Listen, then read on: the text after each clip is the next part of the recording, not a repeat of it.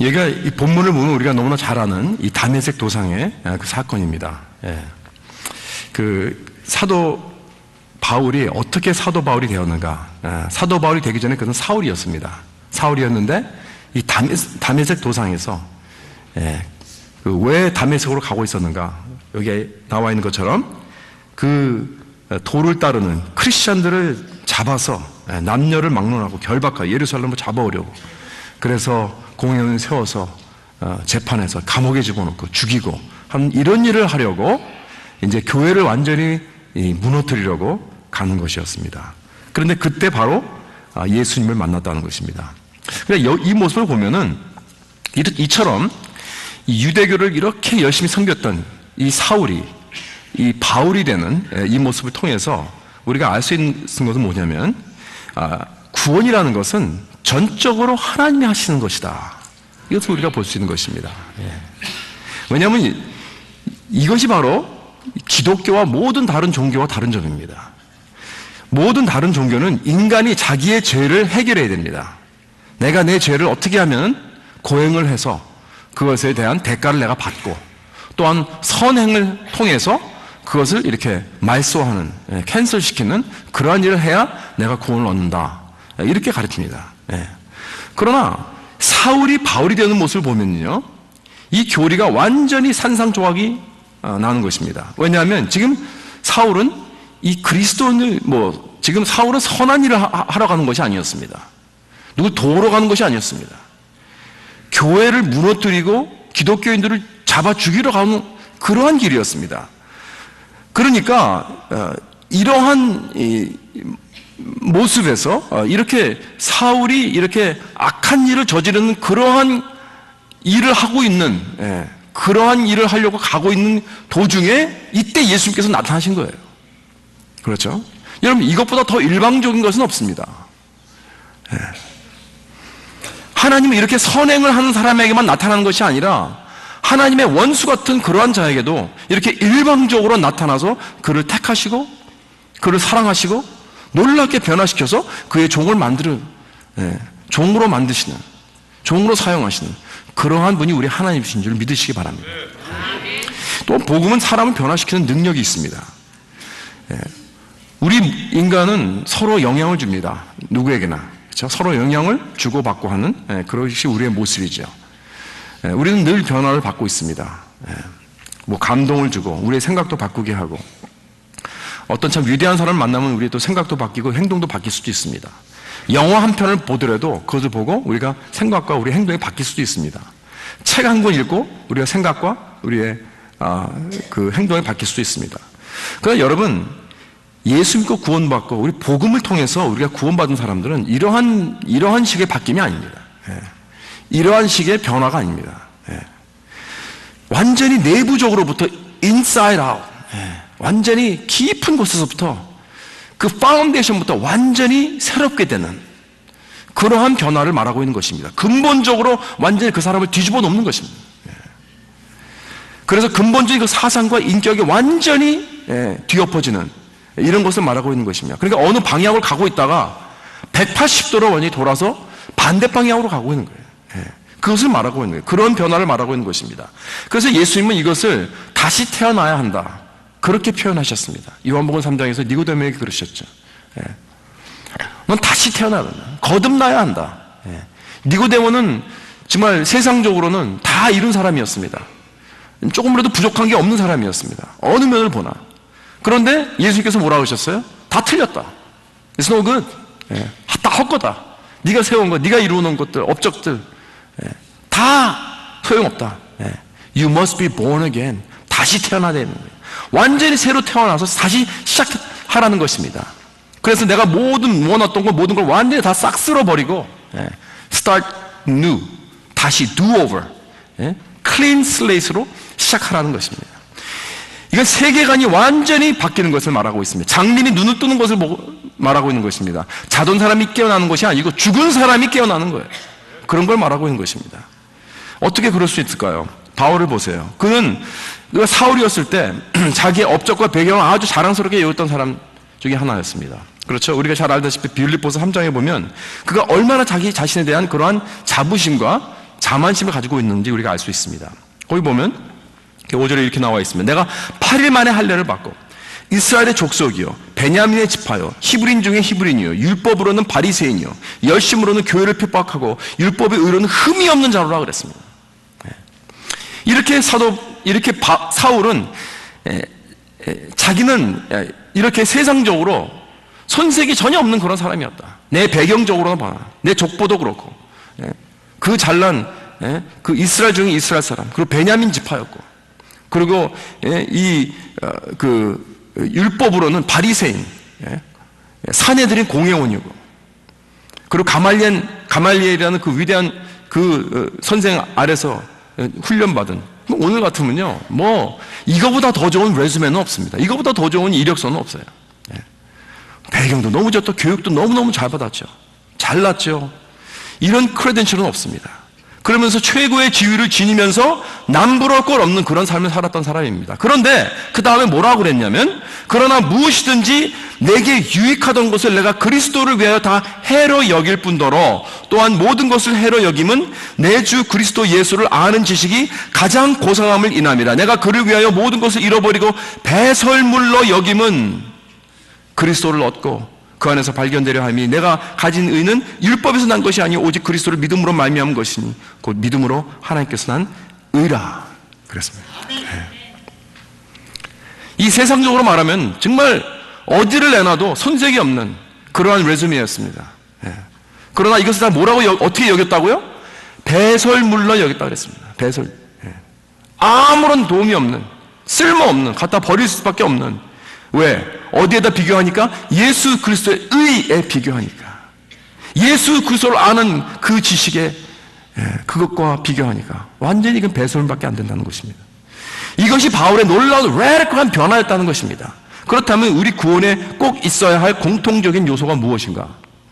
그것은 첫째로 하나님은 내가 생각하는 것보다 훨씬 더 크신 분이라는 것을 우리가 깨달아야 돼요. He is much bigger than the God that you know. 내가 아는 하나님보다 훨씬 더 크시다는 거예요. 여기 본문에 보면 사울이 다메섹 도상에서 예수를 만나기 전에는 자기가 알고 있던 하나님이 있었어요. 이 구약을 통해서 그 율법주의를 통해서 자기가 알고 있던 그 이스라엘 백성의 그 유일신 하나님, 그런 하나님은 절대로 사람으로 인간의 모습으로 올 수 없는 그런 하나님이었다는 거예요. 그런 유대인의 신론이었습니다. 그래서 사람들은 특히 종교인들은 이렇게 하나님은 절대로 그러실 수 없는 분이다 라고 생각하는 어떤 자기 나름대로의 신론이 있어요. 티알라지가 있습니다. 하나님은 이러한 분이 되어야 한다. 자기들의 어떤 확고한 신론이 있었습니다. 자기가 믿고 싶은 그런 하나님은 이런 분이지 저런 분은 아니다. 각자 믿고 싶어하는 그런 하나님에 대한 교리들이 있습니다. 이런 것들은 자기가 배운 것에서 올 수도 있는 것이고 자기 인생을 살아가면서 어떤 터득한 것일 수도 있을 수 있고 자기 자라는 배경에서 얻은 것일 수도 있습니다. 나는 내 생각 하나님이 이런 하나님이 되어야 된다 이런 게 있어요. 여러분 장님들이 코끼리를 만질 때 여러 장님들이 코끼리를 만진 그 스토리가 있습니다. 그렇죠? 코끼리의 코를 만진 장님은 코끼리가 뭐라 그래요? 뱀이라 그럽니다. 그리고 코끼리의 다리를 만지는 장님은 이거는 나무다 그렇게 말해요. 또 코끼리의 배를 만지고 있는 장님은 이건 벽이다 그렇게 말합니다. 코끼리의 또 귀를 만지는 장님은 이건 부채다. 코끼리의 꼬리를 만지는 장님은 이건 밧줄이다 그렇게 말합니다. 다 각자 이런 다른 결론을 내리는 거예요. 다시 말해서 우리는 이런 식으로 하나님에 대한 그런 결론을 내린다는 거예요. 자기 작은 그런 경험과 소견을 가지고 하나님은 이렇게 해야 된다 이런 분이다 라고 결론을 내리는 것이 대부분입니다. 아마 여기 있는 분들도 아마 여러분 나름의 어떤 그런 하나님은 이러한 분이 되어야 한다 이런 분이다 내가 아는 하나님이 이런 분이다 이렇게 생각을 할 수 있을 거예요. 그러나 그럴 때 우리는 심각한 하나님에 대한 오해를 한다는 것입니다. 우리가 예수 믿기 전에 내 나름대로 생각해낸 하나님에 대한 어떤 이미지가 있었습니다. 그것은 내가 인생을 살아가면서 얻은 것이죠. 어떤 경우는 이런다고요. 그 크리스천 심리학자들은 그래요. 내가 아버지가 나에게 어떤 사람이었는가 하는 것은 내가 하나님을 어떻게 바라보는가 하는 것을 말해준대요. 그러니까 아버지가 굉장히 사랑이 많고 너그러우시고 이런 분이었다면 내가 보는 하나님은 아버지를 통해서 항상 보니까 하나님은 사랑이 많고 너그러우신 분이다. 그렇게 생각할 수 있어요. 또 아버지가 굉장히 엄격한 분이었다면 하나님은 굉장히 엄격한 분이다라는 그런 이미지가 있습니다. 자라나면서. 또 아버지가 안 계신 분들은 하나님은 멀리 계세요. 안 계세요. 그렇게 그런 이미지를 갖고 있다는 그러한 말들을 합니다. 그래서 또 어저께 내가 뭐 이렇게 어려서 내가 전통적인 어떤 뭐 캐톨릭 신학교라든가 이런 데 다니면 굉장히 엄격하고 무섭습니다. 아니면 뭐 이런 율법주의나 맨날 심판과 뭐 지옥과 대한 말씀을 가르쳤다면 내 교회에서 그렇다면 그 사람의 그 배경의 하나님의 이미지는 굉장히 하나님은 화나 있는 하나님, 항상 angry God 이렇게 볼 것입니다. 이렇게 우리 인간은 여러 가지 모양으로 하나님에 대한 그런 부분적인 이미지와 이해를 가지고 있습니다. 참 하나님이 어떠한 분인가는 상관없이 말입니다. 자기가 만든 하나님의 이미지를 가지고 믿고 있다는 것입니다. 참 하나님은 그런 것이 아니고 거기엔 상관이 없고 내가 믿고 싶은 하나님은 이런 하나님일 것이다 라고 생각하는 사람이 대부분일 것입니다. 그러나 여러분, 내가 아는 하나님, 내가 믿고 있는 하나님은 너무 작다는 것을 우리가 깨달아야 됩니다.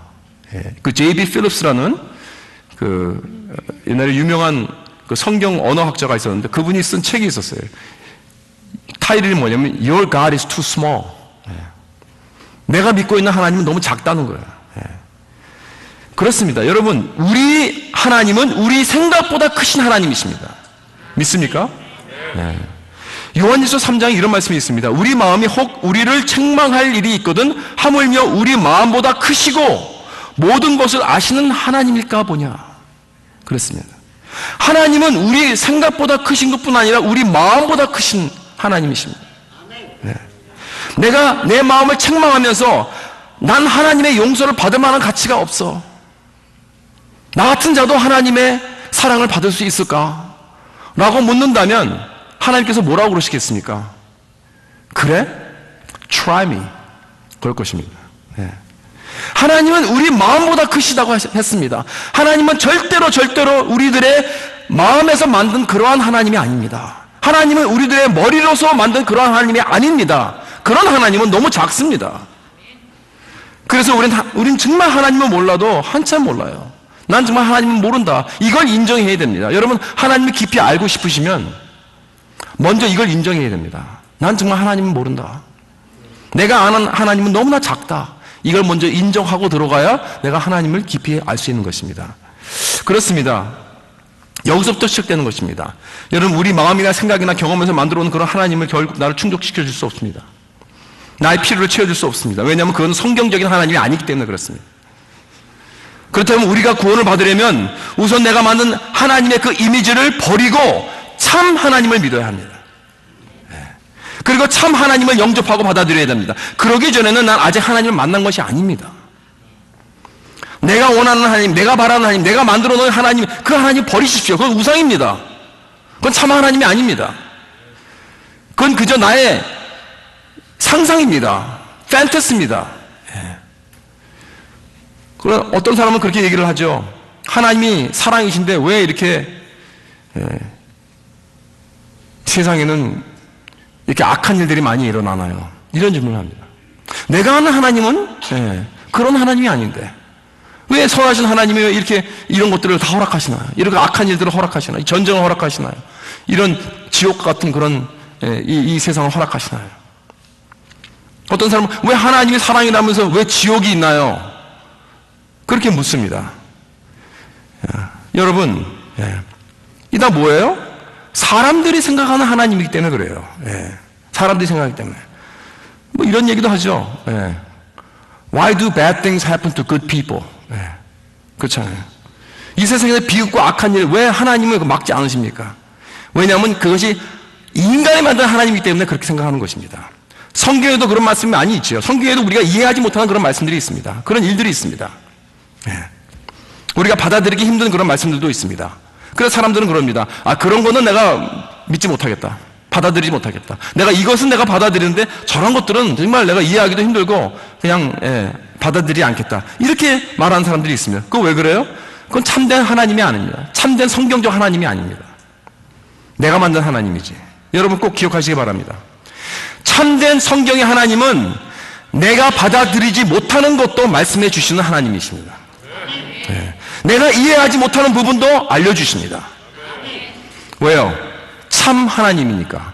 여러분 우리들의 그 관계에서도 그렇잖아요. 우리가 만약에 정말 좋은 친구가 있다면 그 사람은 항상 내가 듣기 원하는 것, 내가 듣기 좋아하는 것만 말해주지 않을 것입니다.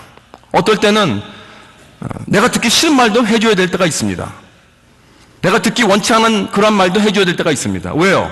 그게 진리니까. 그게 진실이니까. 그렇죠? 그게 나의 도움이 되니까. 그게 바로 좋은 친구죠. 그렇다면 하나님은 참 하나님이시기 때문에 우리가 받아들이기 힘든 말도 해주신 분이에요. 그렇다면 내가 참된 하나님을 받아들이고 영접했다는 것은 내가 이해하지 못하고 내가 받아들일 수 없는 부분도 인정하고 받아들이는 것입니다. 하나님, 당신은 공평하시고 좋으신 하나님이신데 왜 세상에 이런 일들이 많이 일어나나요? 난 잘 모르겠습니다. 난 잘 이해하지 못하겠습니다. 설명할 수도 없습니다. 그러나 난 받아들이겠습니다. 왜냐하면 나는 하나님 당신이 선하신 분이시고 완전하신 분이시고 결국 이 모든 것을 올바로 해 주실 분인 줄 믿습니다. 여러분, 이것이 진짜 참 하나님을 받아들이는 마음입니다. 왜냐하면 참된 하나님은 내가 믿지 않고 싶어하는 것도 말해주시기 때문에 그렇습니다. 여러분, 지옥이라는 거 꼭 있어야 하나요? 믿고 싶지 않아요. 싫죠. 듣기 싫죠. 그러나 있습니다. 여러분, 지옥에 대해서 제일 많이 말씀하신 분이 누군지 아십니까? 예수 그리스도입니다. 여러분, 사람들은 희생에 대한 말씀을 듣고 싶지 않습니다. 헌신에 대한 말씀, 뭐 이런 거, 그렇죠? 그런 거 듣기 싫어합니다. 뭐 제자의 대가, the cost of discipleship, 이런 말 듣기 싫어합니다. 여러분, 사람들은 뭐 돈에 대한 그런 설교 듣기 싫어합니다. 그렇지만 여러분, 이런 말씀들을 꼭 해야 하는 이유는 하나님은 내가 듣기 좋은 말만 해주신 분이 아니기 때문에 그렇습니다. 참 하나님이시기 때문에. 그런데요, 또한 내가 전혀 믿기 힘든 것 중에 너무 좋은 것들도 들려주시는 하나님이십니다. 이런 거 있잖아요. Too good to be true. 야, 이거는 사실이기에는 너무 좋다. 도저히 믿겨지지 않는 그런 것들 있죠. 그런 것들도 우리에게 들려주시는 거예요. 예를 들어서 여러분, 나 같은 죄인은 무조건 사랑해 주시잖아요. 나 같은 모든 죄인을, 나의 모든 죄를 완전히 다 해결해 주셨어요.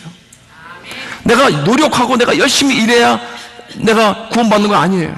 그저 믿음으로만 주님 의지하고 나아가면 나는 하나님의 자녀가 되고 완전히 영생을 누리고 하나님의 그 놀라운 그 축복의 선물을 받게 되는 것입니다. 그런데요, 이런 말을 이제 세상 사람들이 하면은 It's too good to be true. 그래. It's too easy. 너무 쉽다는 거예요. 이게 어떻게 사실일 수 있느냐. 아니, 열심히 이 세상에 공짜가 어디 있느냐. 열심히 노력해야지. 그러면서 믿지 않으려고 그래요, 사람들이. 여러분, 그저 믿기만 하면 됩니다. 그죠? 말씀해 주세요. 왜냐하면 이것이 사실이니까 말씀해 주시는 거예요. 그것이 진실이니까. 자, 그럼 이런 하나님을 어디서 만날 수 있는가? 성경으로 우리는 들어가야 됩니다. 그래서 성경에서만 그 하나님을 볼 수 있습니다. 그래서 성경을 통해서 하나님이 어떤 분이시고 누구신가를 우리는 알 수 있는 것입니다. 모든 성경은 다 하나님에 대한 것입니다. 하나님 자신을 나타내는 것이 바로 성경입니다. 그래서 그것을 계시라고 그러잖아요. 계시, revelation. 하나님 자신을 늘 성경을 통해서 하나님 자꾸 나타내십니다. 내가 이러한 분이다. 내가 이러한 존재다. 이렇게. 그러나 우리가 성경을 무시하고 자꾸 다른 데서 하나님을 안다는 것은 그것은 헛된 일이죠. 그건 아주 부분적인 것입니다. 마치 장님이 큰 코끼리를 분만 가지고 만지고선 이게 이렇다라고 결론을 짓게 되면 완전히 하나님을 잘못 알게 된다는 것이죠. 그래서 내가 성경을 보게 되면 내가 알고 내가 믿고 있는 하나님이 얼마나 작은 하나님인지 우리는 알 수 있게 되는 것입니다. 그래서 우리는 성경을 통해서 계속 거듭나야 됩니다. 자꾸 변화되어야 됩니다. 하나님에 대한 이 작고 옅은 나의 지식과 이해를 우리는 자꾸 넓혀가야 됩니다. 자꾸 깊게 들어가야 됩니다. 사랑하는 성도 여러분, 우리는 먼저 이걸 인정해야 돼요. 나는 정말 하나님에 대해서 모른다. 너무 무지하다. 그래서 새해에는 여러분, 내가 만들어 놓은 여러 가지 하나님에 대한 이미지, 여러 가지 하나님에 대한 knowledge, 이런 것들을 다 버리고, 그 모든 잘못된 우상들을 다 버리고, 더욱더 말씀을 통해 하나님을 깊이 알아가는 이 새해가 되시길 주님의 이름으로 축원합니다. 그 다음에 두 번째로 사울이 바울이 되게 한 것은 radical한 그런 관계였습니다. 아주 깊은 관계입니다. 예수님과의 그 깊은 관계, 그걸 깨달았어요. 내가 일단 예수를 믿고 나면 나는 예수님과 깊은, 아주 밀접한, 떼어놓을 수 없는 그런 연합이 되어 하나가 된다 하는 것을 바울이 깨달은 거예요. 왜냐하면 여기서 보니까 바울이 예수님께 그랬어요. 주여 누구시나이까? 물었을 때 예수님께서 뭐라고 하셨습니까? 나는 내가 박해하는 예수라.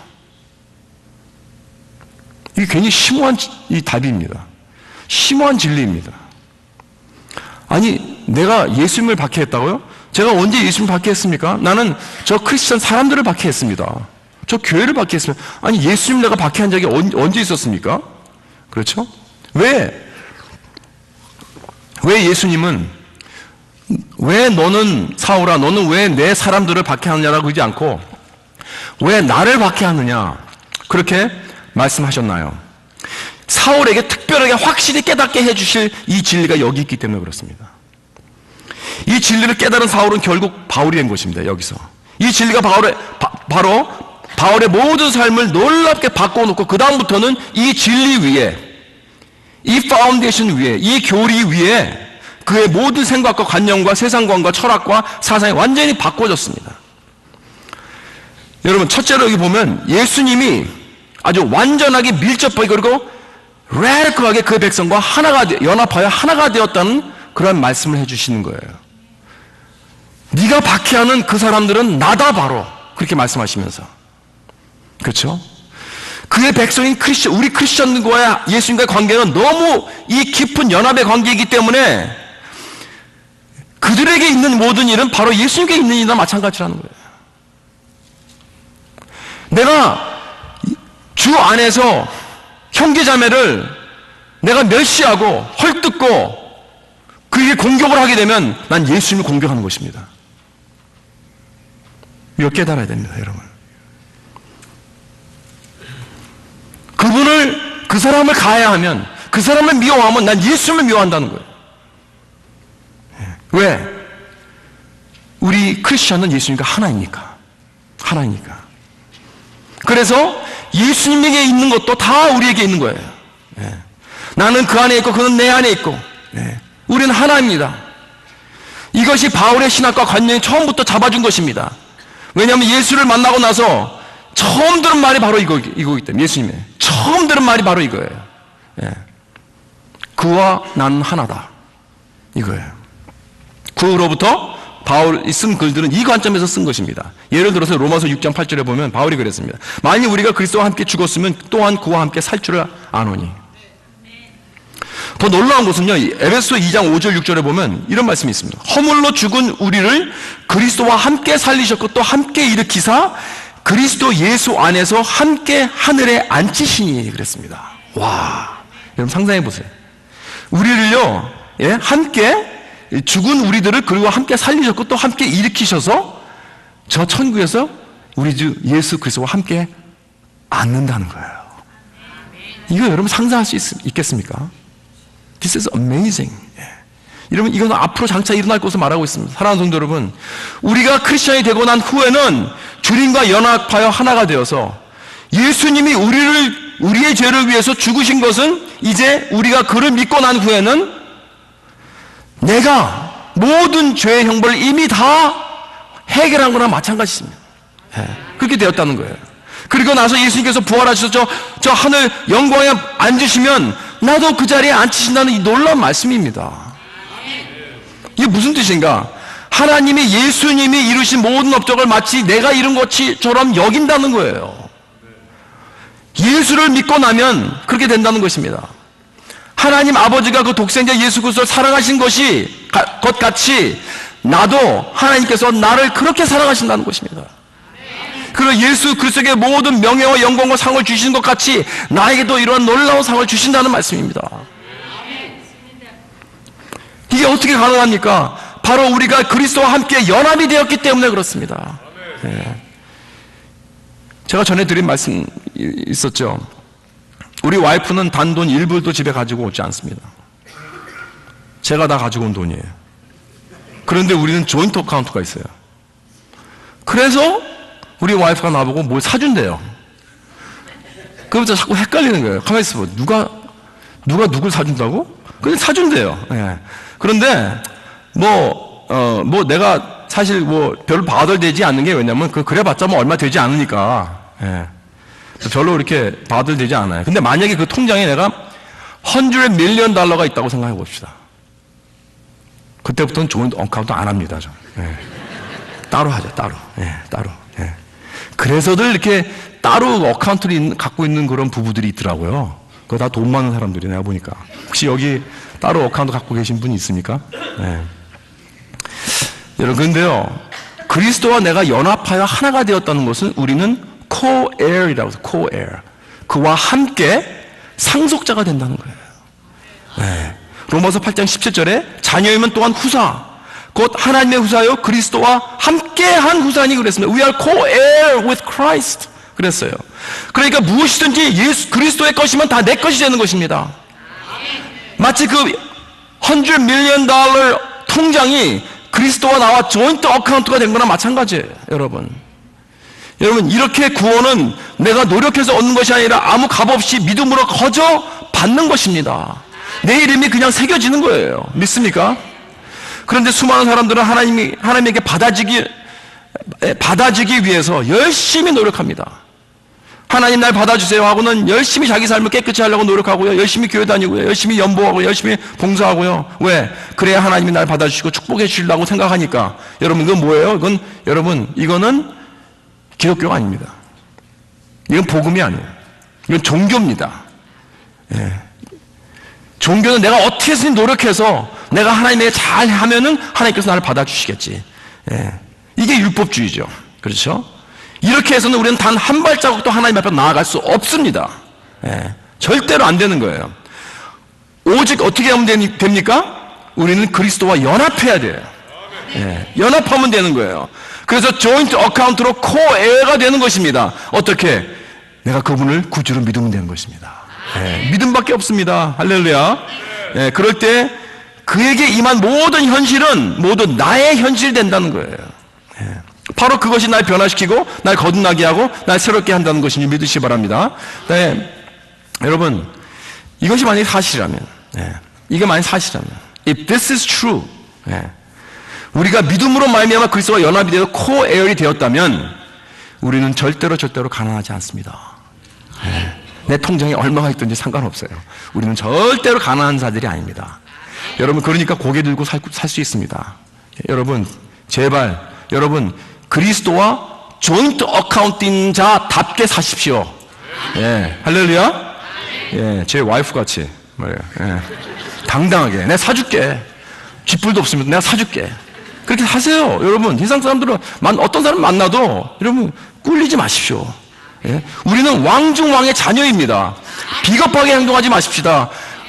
하나님께서 우리에게 베푸신 놀라운 이 은혜가 있고 이 축복이 있는데 왜 세상 사람들과 그까지 뭐가 된다고 타협하면서 우리의 행동과 우리의 이 캐릭터를 타협하고 있습니까?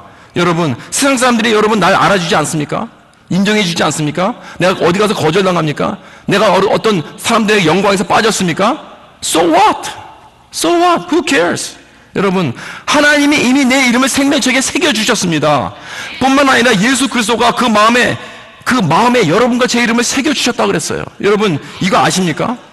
예수님의 마음에 여러분과 저의 이름이 새겨져 있다는 것. 영원히.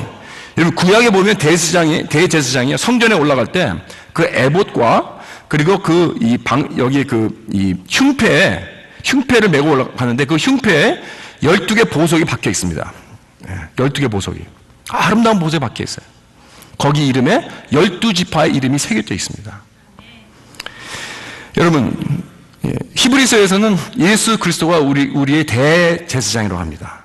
구약에 있는 모든 대제사장들은 다 예수 그리스도를 포인트하고 있습니다. 그러면 예수 그리스도가 마지막 대제사장이라면 예수 그리스도의 가슴에도 우리의 이름이 새겨져 있다는 말씀입니다. 이걸 보여주는 거예요. 즉 예수님의 마음에 영원히 저와 여러분들의 이름이 새겨져 있다는 이 사실을 믿으시기 바랍니다. 그래서 예수님께서 우리 대신 하나님 앞에, 아버지 앞에 서실 때 하나님은 그리스도를 통하여 우리를 보시는 것입니다. 보시면서 그의 가슴에 새긴 아름다운 보석을 보시는 거예요. 정결하고 그 아름답고 그 고결한 그 존귀한 보배스러운 그 보석을 우리를 보시는 거예요. 우리 보석이라는. 그러니까 여러분, 우리가 무엇이 부족합니까? 사람들이 날 안 안아주면 어떻습니까 여러분? 사람들이 날 무시하고 인정해주면 어때요? 하나님이 날 이렇게 봐주시는데. 그리고 두 번째로, 만약에 예수님이 사울에게 사울아 왜 나를 핍박하냐고 했을 때 그건 뭘 말해주냐면, 우리가 아프고 우리가 힘들 때 주님도 아프고 힘드세요. 우리가 박해를 당하고 고난을 당할 때 주님도 같이 박해를 당하고 고난을 당하신다는 말씀입니다. 물론 부활하신 주님이시지만 우리의 고난을 아직도 함께 겪으시고 있다는 말씀입니다. 히브리서 4장 15절에 이런 말씀이 있습니다. 우리에게 있는 대제사장은 우리의 연약함을 동정하지 못하실 시가 아니요 모든 일이 우리와 똑같이 시험을 받으신 이로되 죄는 없으시느라. 우리와 동정하신다고 그랬어요. 이것을 개역 한글 성경에는 체휼하신다고 되어 있어요. 체휼하신다. 이건 우리와 아이덴티파이하고 우리의 경험을 같은 입장에서 몸소 같이 체험한다는 그런 뜻입니다. 같이 고난을 받는다는 그런 뜻입니다. 어떨 때는 우리가 어려움을 당할 때 이런 질문을 하죠. 하나님, do you care? 하나님 사랑하십니까? 하나님, 지금 내가 이런 경험을 하고 있는데, 이런 일을 당하고 있는데 하나님 상관하십니까 정말? 이렇게 질문할 수 있는 것입니다. 여러분, 예수님은 우리가 고난을 당할 때 같이 당하신 줄 믿으시기 바랍니다.